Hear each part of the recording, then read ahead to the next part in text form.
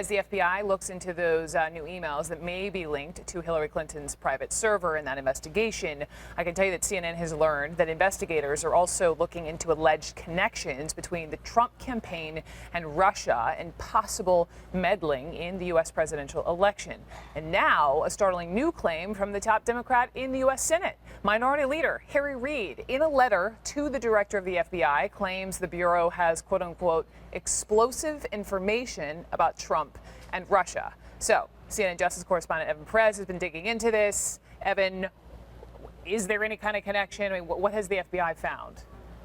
Not very much, Brooke. Well, let me just, before we get into this, let me just preface this by talking a little bit about what we do know. We've seen, obviously, a mutual admiration of sorts between Trump and Putin. They've said nice things about each other. And it is true that there are folks in the U.S. government, including the intelligence agencies and law enforcement, that are very concerned about some of the activities of the Russian intelligence services that appear to be trying to meddle in the U.S. elections.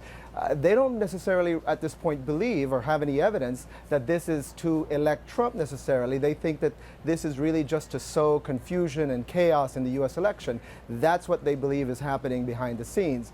That said, there are a number of investigations that the FBI has been doing over the last couple of years that do touch on a number of figures in the Trump world, and we're going to deal with those right now.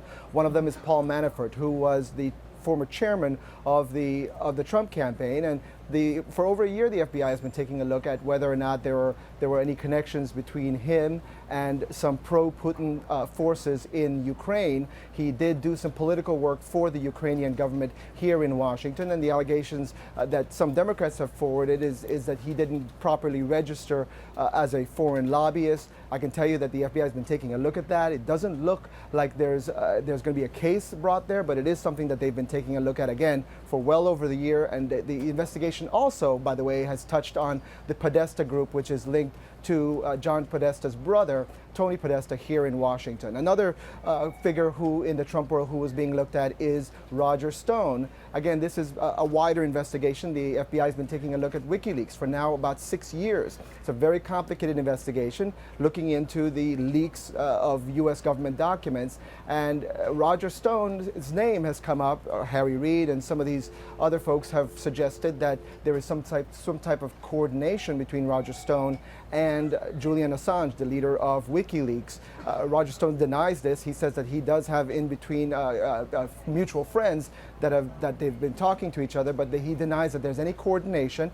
And the Trump campaign, by the way, denies that there's any coordination. And as I mentioned, this is a very complicated investigation simply because WikiLeaks is publishing hacked materials. That's what news organizations do, and that's one of the problems with bringing that case. Brooke?